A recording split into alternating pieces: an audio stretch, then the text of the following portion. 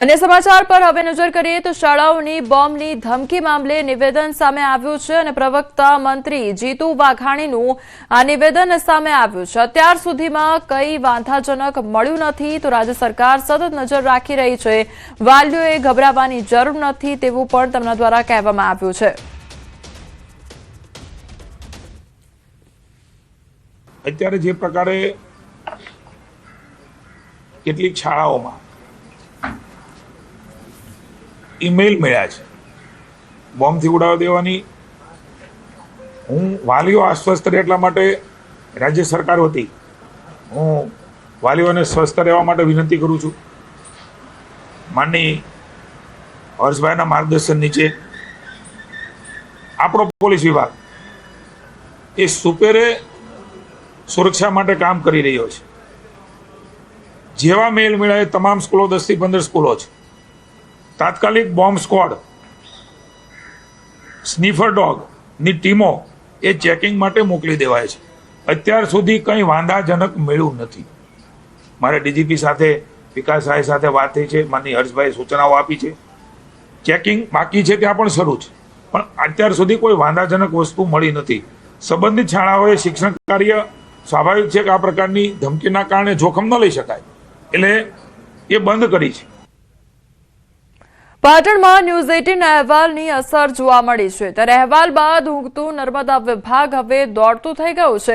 રાધનપુરના પ્રેમનગર ગામના ખેડૂતોની વેદનાનો અહેવાલ પ્રકાશિત કરવામાં આવ્યો હતો તો ખેડૂતોએ સિંચાઈ માટે નર્મદાની કેનાલમાં પાણી છોડવા માટે કચેરીમાં હલ્લાબોલ કર્યો હતો।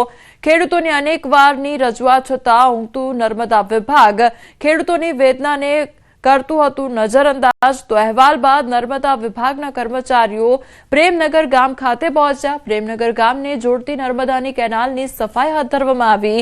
કેનાલની સફાઈ કર્યા બાદ ખેડૂતોને અપાશે રવિ સિંચાઈ માટે પાણી।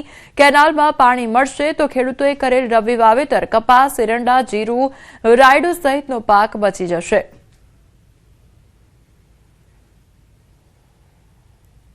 ઘોર બેદરકારીથી તંત્ર જેને વર્ષો જેને ઘણા સમયથી અરજીઓ કરી અને તેની આગળ રજૂઆતો કરવામાં આવી હતી પણ જેમ નફ્ફટ બની ગયું એમ તંત્ર જ્યારે ઊંઘમાંથી જાગતું નહોતું અને કાલે વિરોધ પ્રદર્શન અને મીડિયાના સહકર્મચારીઓ દ્વારા જે અમારી રજૂઆતોને સરકાર સુધી ઉગ્રતાપૂર્વક પહોંચાડી અને તાત્કાલિક ધોરણે આજે કેનાલોની સાફસફાઈ કરવામાં આવી રહી છે ત્યારે ખેડૂતોની આંખમાં એક નવું જ આશાનું કિરણ જાગ્યું હોય એવું દેખાઈ રહ્યું છે।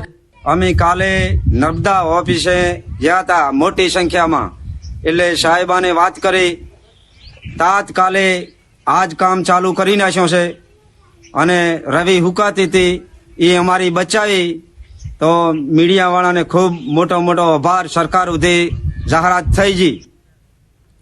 વડોદરા અને છોટાઉદેપુર જિલ્લામાં કપાસની ખરીદીની મર્યાદામાં ફેરફાર કરવામાં આવ્યો છે।